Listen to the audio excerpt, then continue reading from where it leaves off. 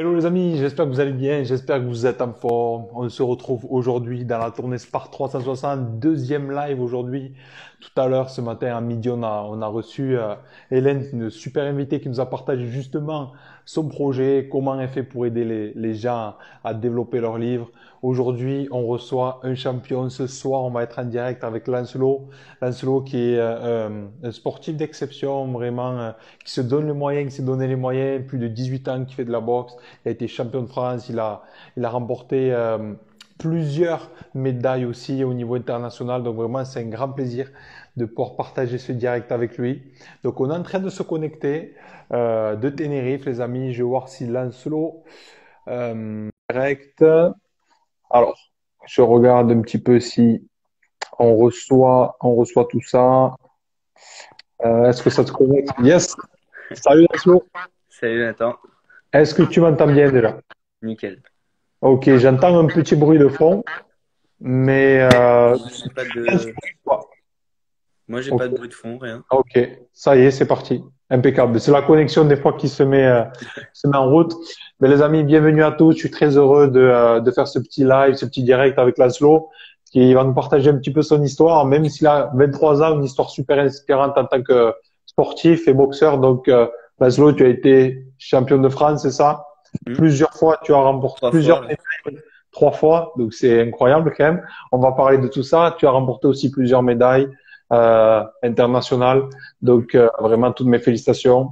Donc, les Merci. amis, bonjour à tous et bienvenue ici dans ce petit live. Très content de faire ce moment avec toi. Également. Euh, la première question que je vais te poser, tout simplement, c'est est-ce que tu peux nous dire un petit peu, voilà, qui tu es, qu'est-ce que tu fais aujourd'hui, très simplement.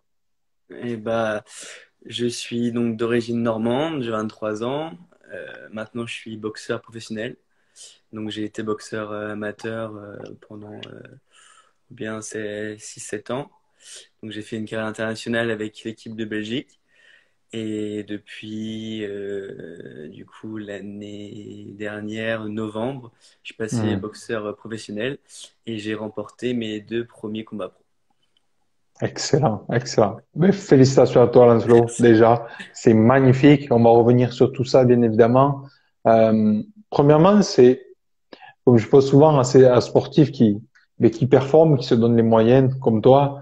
Euh, Quand tu as commencé le sport, est-ce que tu t'es dit, pourquoi tu as commencé le sport? Est-ce que tu t'es dit un jour, waouh, j'ai envie d'être, je sais pas, j'ai envie d'être comme un de ces champions, ou est-ce que je le fais pour le plaisir?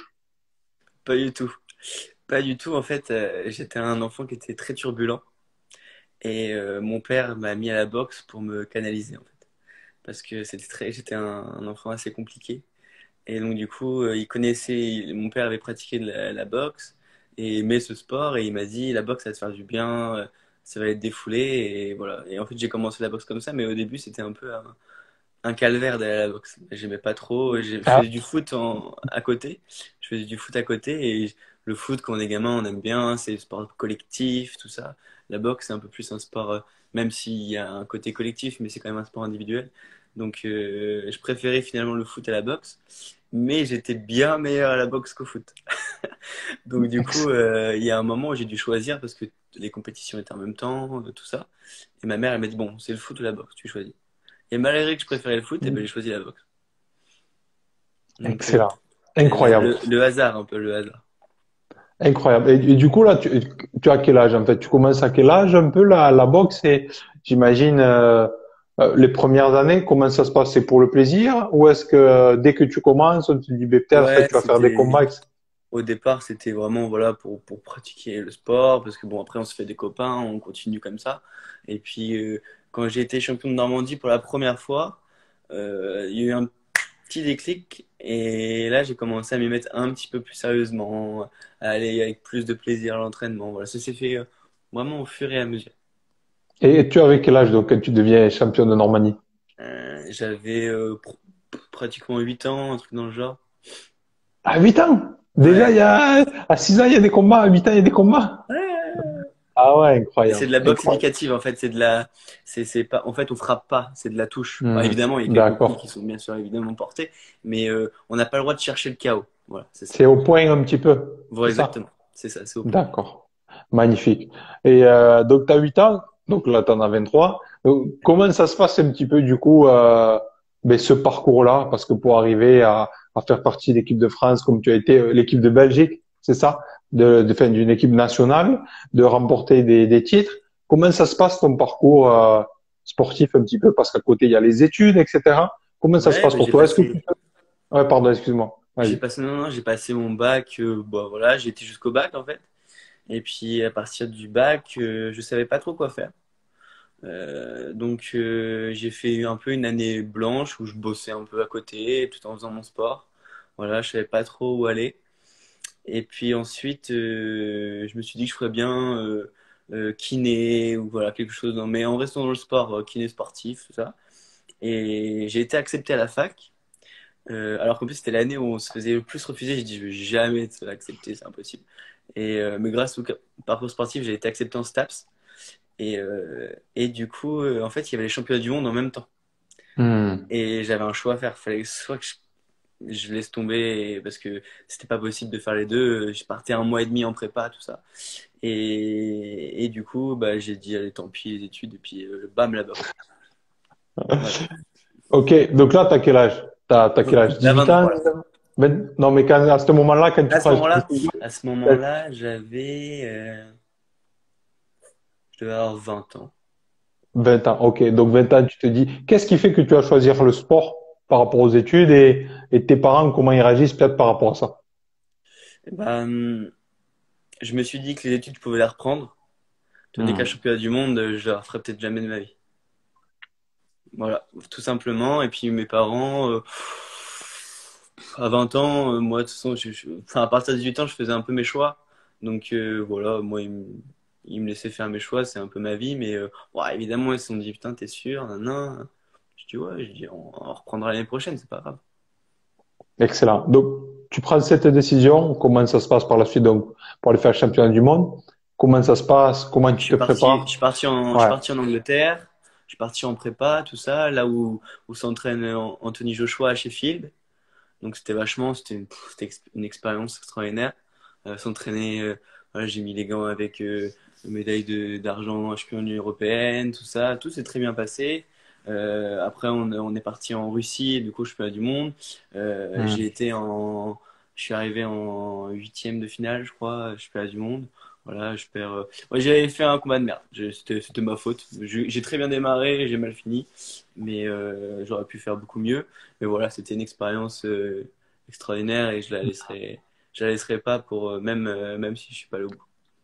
Magnifique, magnifique. Ben, c'est déjà énorme de participer à un championnat du monde. Ouais, c'était déjà C'est cool, franchement. c'est déjà une expérience énorme. Comment ça se passe après pour toi un petit peu la suite quand du coup, est-ce que tu te dis est-ce qu'il y a des gens qui te repèrent? Comment ça se passe? Ouais, j'ai continué un peu mon petit bout de chemin. En fait, d'un coup, l'équipe nationale belge m'a dit, alors il va falloir faire sa place parce que là, c'est en gros, entre guillemets, les qualifications des pays pour voir qui va aller aux qualifications pour les Jeux. Donc, Ah oui, ça. on m'a dit, il y a un tournoi. Ce tournoi-là, c'était un tournoi à Eindhoven, en Hollande. Et, euh, et ils m'ont dit, ce tournoi-là, il faut absolument que tu tapes des points parce que si tu merdes sur ce tournoi-là, tu seras pas pris pour faire les qualifications olympiques. Donc, c'était un peu la pression, on s'est bien préparé et j'ai fait médaille d'or. Donc, voilà, j'ai bien géré. J'avais trois combats en 3 jours. Je bats l'Hollandais, je bats l'Hollandais, le Suisse et le Norvégien. Et du coup, bah, j'étais médaille d'or. Donc voilà, 100%. Donc j'avais ma place pour partir aux qualifications. Excellent. Et après, comment ça se passe pour toi dans la suite? Ensuite, bon, on a fait plusieurs tournois. Donc on est parti. Où est-ce qu'on est parti? On est parti à Sierra Nevada, en Espagne, Hmm. dans le sud de l'Espagne, en altitude, 2500 mètres d'altitude. Et c'était super, d'ailleurs, c'était un de mes meilleurs voyages. C'était vraiment super. Et donc, on a fait la prépa. Après, bon, bah, je me suis préparé dans mon coin aussi avec mon coach. Et ensuite, j'étais parti avant. Ah oui, non, parce que du coup, il y a eu le Covid entre deux. Voilà, c'est ça. On Hmm. était parti en Angleterre, en fait. On était parti en Angleterre pour les qualifications olympiques. Je gagne mon premier combat des qualifs contre l'Allemand. Combat de ouf en plus. Et le soir même, on dit demain au matin, vous rentrez chez vous, Covid. Trois Affreux. mois de prépa foutu à la poubelle. Voilà, donc je gagne, mais on dit allez rentrer chez vous. Donc boum, le lendemain. Ensuite, on nous a dit vous inquiétez pas, ça va être remis dans quelques semaines, quelques mois. Et après, bah quoi, peut-être 2, 3 jours après, aux nouvelles, les JO décalés d'1 an. Ben, voilà, donc année très creuse. Et encore, moi, j'ai Hmm. eu la chance d'avoir un combat dans les 10 mois qui sont suivis, donc de pouvoir me remettre, faire une prépa. Euh, donc ça m'a permis de rester en forme, de rester dedans. Mais bon, il y en a plein qui n'ont Hmm. pas boxé du tout. Donc c'était vraiment catastrophique. Et donc du coup, par la suite, je suis parti à Sierra Nevada pour repartir sur le tournoi olympique. Et, ensuite, on est passé des tournois olympiques qui s'est fait à Paris. Et je gagne contre le Suisse en me faisant ouvrir l'arcade sur un coup de tête. Euh, donc je gagne, j'avais mon combat prochainement. Et en fait, c'est une histoire de ouf un peu. Euh, on était dans les vestiaires, on s'apprêtait à bientôt aller sur le ring, et le combat qui était avant moi, c'était un Russe et un Biélorusse. Et moi, si je gagnais, je rencontrais le gagnant des deux. Et il y en a un qui a perdu par abandon. Et donc dans la boxe, quand on perd par abandon, on perd le tournoi. Et donc du coup, ça voulait dire que j'étais qualifié d'office, sans même avoir fait mon combat que j'allais faire. Et vu que j'étais très ouvert à l'arcade, tout ça, on a tous pris la décision de rester sur la défensive, de ne pas prendre de coups, parce que les jeux étaient 1 mois et demi plus tard, donc il fallait que tout se referme, tout ça là. Donc je perds le combat sans prendre de coups, voilà, vraiment tout ça. En plus c'était contre le Slovaque, il était quatrième européen, tout ça. Donc c'était vraiment, ça devait être un combat compliqué. On prend pas de risque et tout. Et au dernier moment, puisque c'était le comité olympique qui organisait et non pas l'AIBA, ils ont changé les règles et l'ont remis dans le tournoi. Et du C'est-à-dire, ils l'ont coup, remis dans le tournoi. en fait, vu qu'il avait perdu par un abandon, normalement il était éliminé et ils l'ont remis dans le tournoi. Donc j'ai dû le combattre la journée d'après. Et il me met 4 coups de tête, l'arbitre ne dit rien et il m'ouvre le crâne et il me met gagnant. Donc bon, donc ascenseur émotionnel, qualifié, plus qualifié et perdu, terrible. Hmm. C'était quand ça? C'était au mois de juin, Ah, ouais, c'est mois de juin récent. dernier. Ok. Et du coup, suite à ça, comment ça se passe pour toi? Comment tu te sens? Ah, Comment tu j'ai es? très mal dormi pendant beaucoup de nuits. Très mal Hmm. dormi. Ensuite, Pourquoi? bah, on cogite, on se dit, pourquoi ça s'est passé comme ça, nanana. Terrible. Je me réveillais avec des sueurs, je faisais des cauchemars. Enfin, non, c'était compliqué. Et C'était compliqué. et J'étais justement, pas. ouais, vas-y, vas-y, Non, finis. vas-y. Non, je Vas-y, voulais te vas-y. demander justement, Lancelot, parce que tu sais, mais toi comme moi, quand on est sportif de haut niveau, quand on l'a été, on connaît ça. On connaît, il y a c'est pour ça que je t'arrête par rapport à ça. C'est, tu sais, beaucoup de gens, ouais, c'est bien, il y a les médailles, on est là, on applaudit, quand il y a les trophées, c'est super, ça fait plaisir. Mais ce qui est le plus difficile, qu'est-ce que c'est? C'est tous ces moments où tu perds, où tu peut-être as fait une erreur, toutes ces choses-là qui viennent te chercher à l'intérieur. Et justement, qu'est-ce que tu te dis, toi, ou qu'est-ce que tu te dis pour rebondir? Bah, déjà, j'ai fait une longue pause. Voilà, je voulais vraiment mettre un peu les choses de côté, reset. Voilà, j'avais envie de les profiter, ça faisait 3 ans que je me préparais pour ça. Voilà, tout est un peu tombé à l'eau. Donc voilà, j'ai mis reset, j'ai profité de mon été. Voilà, Hmm. j'ai vu les copains, j'ai fait un peu tout ce que j'avais pas le temps de faire, aller faire les soirées, sortir, m'amuser un peu. Rigoler. Ouais. Voilà, faire la teuf et tout. Et voir les gens que j'ai pas souvent l'occasion de voir, tout ça. Et puis, j'ai coupé 2 mois et demi. Et puis, au bout de 2 mois et demi, j'avais pris pas mal de poids. Et je me suis dit, allez, go. Je vais aimer. Voilà, de toute façon, c'était prévu que je passe professionnel après les Jeux. Donc, l'objectif n'avait pas changé vraiment. J'ai des promoteurs, j'ai pas mal de promoteurs qui sont venus me voir, qui étaient intéressés pour que je fasse ma carrière pro avec eux. Donc, voilà, j'ai pris toutes les propositions. Donc, j'ai fini par choisir un promoteur. Et ensuite, voilà, je me suis remis à l'entraînement doucement, tout ça. Puis voilà, j'ai repris l'envie de boxer, ça me manquait. En fait, moi, souvent, quand ça va pas trop, il faut que ça me manque. Donc, il faut que j'arrête jusqu'au moment où je me dis, ah, j'ai envie d'y retourner. Voilà. Je Ça sert comprends. à rien que j'y aille avant parce que ça servira pas parce que je vais pas être à fond. Donc, si je sais que Hmm. ça me manque, que j'ai envie d'y retourner, là, voilà, tout le monde réagit d'une manière différente. Voilà, il y en Tout a, à ils courent fait. pas du tout. Il y en a en vacances, je les vois courir tous les jours. Je dis, mais les mecs, timbré. Vous avez pété les plombs un jour. Moi, je peux pas faire ça. Moi, je suis en vacances. Vous me laissez tranquille. On me parle pas de boxe. On me parle de Hmm. n'importe quoi, mais on me laisse tranquille. Et voilà. Moi, j'avais besoin de me couper, d'être loin de tout ça. Je suivais les jeux d'un œil, mais voilà. Puis en plus, quand j'ai vu tous les Français qui se sont fait voler et tout ça, je me suis dit, il n'y a pas que moi. Yes. Donc là, tu fais un break et comment ça se passe pour la suite? Quels sont tes nouveaux objectifs maintenant pour... Donc, ouais. ensuite, j'avais un combat. Je sais plus c'était qui. C'était en mois de novembre. Mois de novembre, premier combat pro. Donc voilà, j'ai démarré ma prépa mi-août, fin août. Et voilà, je me suis remis en forme, machin. J'ai été continuer à mettre les gants. Voilà, je suis arrivé vraiment prêt. Et j'ai été invité dans une super soirée à Grenoble où il y avait des championnats de France, tout ça. Une Hmm. magnifique soirée au Parc Expo de Grenoble. Donc il y avait 2500 personnes. Fight Nation qui est venu m'interviewer, qui a diffusé le gala, donc en direct à la télé. Vraiment super, une super soirée et une super victoire. Donc une super mise en Magnifique. jambe pour un début professionnel. Excellent. Ben, félicitations à toi d'avoir rebondi Merci. et plein de bonnes choses, bien évidemment, pour la suite des choses. En tout cas, Merci. 23 ans, c'est ça. Et je pense que tu le sais aussi, tant qu'il y a la santé, l'envie aussi, c'est ça. Et c'est la question que je vais te poser. C'est possible. Qu'est-ce qui te donne envie? Parce que il faut comprendre que, et c'est très bien que tu aies parlé de ça aussi, que ce soit dans l'entrepreneuriat, dans le sport ou quoi de haut niveau. À un moment donné, il faut souffler. C'est obligé. À un moment donné, il y aura une soupape. Il y en a, ça va peut-être, ils vont arriver à l'incorporer dans leur journée. Il y en a, des fois, ça va être quand ils en ont vraiment le besoin. Mais il y a un jour ou l'autre, tu as besoin de souffler et de te déconnecter dans la tête, Bien sûr, physiquement. c'est très important. Ouais.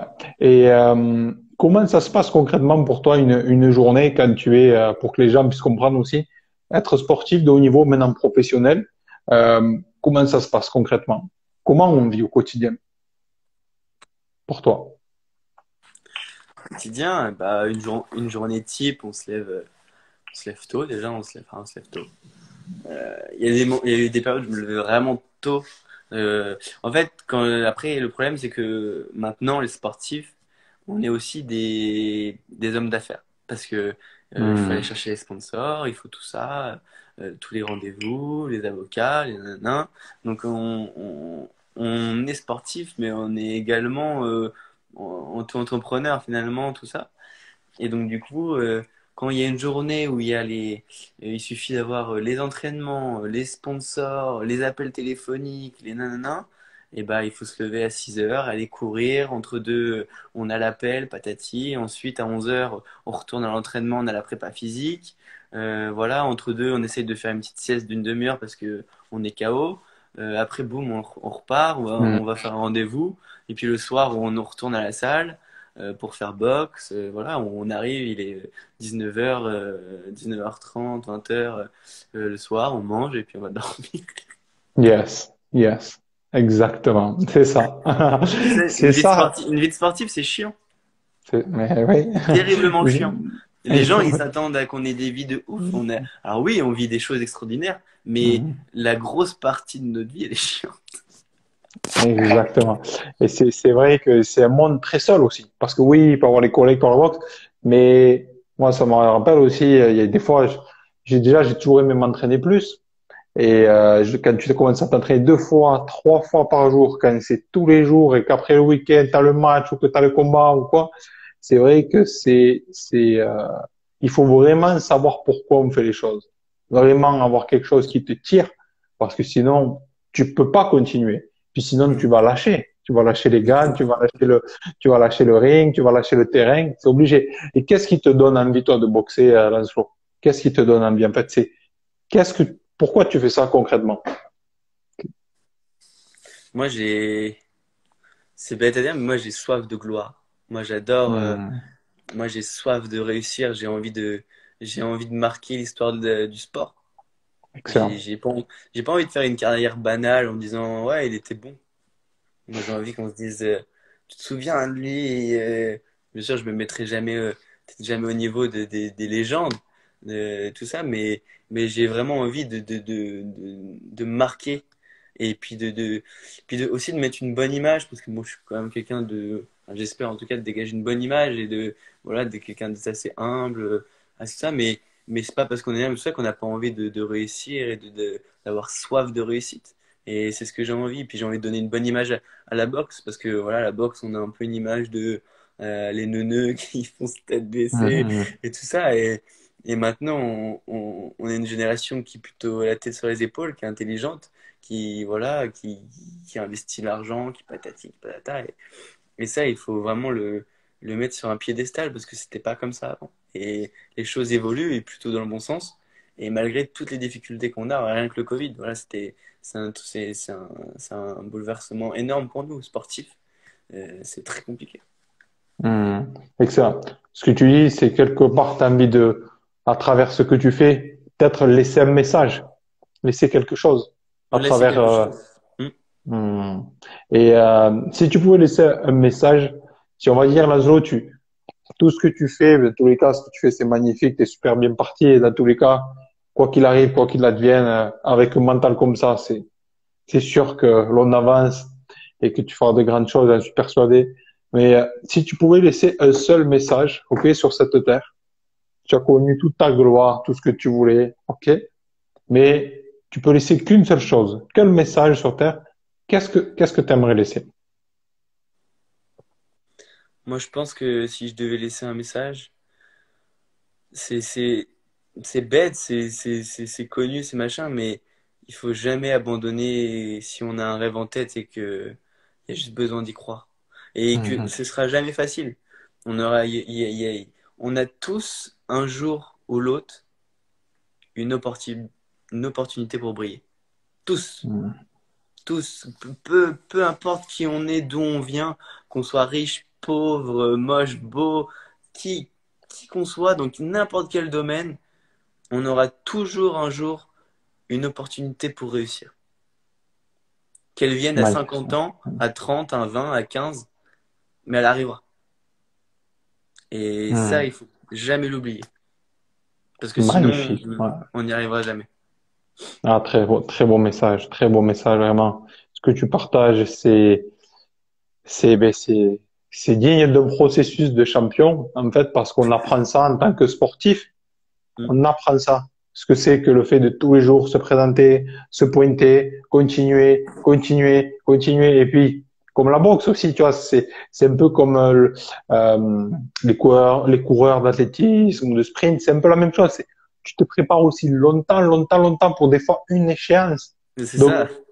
c'est ça aussi. Tu apprends à cette frustration de gérer de tout ça. Et c'est à l'image de la vie et du message que tu partages aussi. Ouais, Il faut c'est dans aussi, n'importe quel domaine. ouais, N'importe quel domaine, il faut s'accrocher, qu'on soit dans, je sais pas, l'immobilier, qu'on soit musicien, qu'on soit peintre ou homme d'affaires, tout Mhm. simplement. Exactement. Exactement. Très beau message. Pour terminer, Lancelot, parce qu'après, je sais que tu as des rendez-vous aussi, le temps est précieux. Si, admettons, il y a des jeunes qui vont regarder cette interview, peut-être des 15 ans, des 16 ans, des 17 ans, ou des plus jeunes même, qui vont tomber sur cette vidéo, qui se disent, waouh, moi aussi un jour, j'ai envie d'être ce sportif de haut niveau, ce boxeur de haut niveau comme Lancelot, euh, et que tu pourrais leur donner trois conseils pour les aider, peut-être des conseils pour éviter certaines erreurs, entre guillemets, ou pour performer. Ou... Si tu avais trois choses pour, qu'est-ce que tu aimerais leur partager pour aider ces sportifs? Première chose, déjà être patient, aimer ce que tu fais. Premièrement, ça c'est la première chose. Le plus grand bonheur dans la vie, c'est d'aimer ce qu'on fait. Hmm. Ça, c'est la première, que ce soit encore n'importe quel, ça marche pour n'importe quoi. Voilà, quand on va, enfin, je pense à tous ceux qui vont au travail tous les jours, la mort dans l'âme, en se disant, je fais un boulot de merde et c'est terrible. Hmm. ça, c'est la vie horrible. Donc déjà, aimer ce qu'on fait, c'est même si on gagne moins, même si voilà, c'est pas grave. Mais aimer ce qu'on fait, c'est la première richesse. Magnifique. Voilà. Deuxièmement, que ça revient à ce que je dis, croire en soi, surtout jamais laisser les autres penser, enfin nous faire penser, nous faire douter, parce que ça, il y en aura toujours des gens Hmm. qui nous font douter, qui disent moi des gens qui m'ont dit arrête la boxe, machin, il y en a des dizaines, des centaines. Et si je les avais écoutés, je n'en serais pas là aujourd'hui. Donc Dieu merci. Voilà, et puis il faut croire en sa bonne étoile. Et puis surtout, travailler dur plus que les autres. Hmm. Toujours travailler, travailler, travailler. Si on veut réussir, il faut travailler plus. Il faut travailler plus et avec intelligence. Je vais Excellent. mettre une petite astérix parce que la tête, il faut s'en servir. Hmm. Excellent. Excellent. Ben, merci beaucoup, Laszlo, pour ce que tu nous as partagé. Vraiment, Bah, j'étais merci à très, très toi. heureux Merci de faire d'être ta connaissance. Vraiment une très belle personne avec de super valeurs. Et ça m'a fait énormément plaisir, vraiment. Et moi aussi. à Merci l'occasion, si de. je peux, avec grand plaisir, je viendrai voir un de tes combats, vraiment. Et Avec plaisir. voilà, quand Bah, tout ça, là, ça va si se déboucher. j'organise cette année, si j'ai l'occasion, parce que je voudrais organiser aussi par chez moi, si j'ai l'occasion, je t'inviterai avec plaisir. Ben, ça va être un grand plaisir que je serai là, vraiment. Ouais, c'est Quand cool. tout ça, là, ça va se calmer, c'est en train de se calmer apparemment un peu Voilà. là. En Espagne, Normalement, ça j'entends qu'il devrait. commence à On faire ce touche qui de se la peau de passe. singe. Voilà.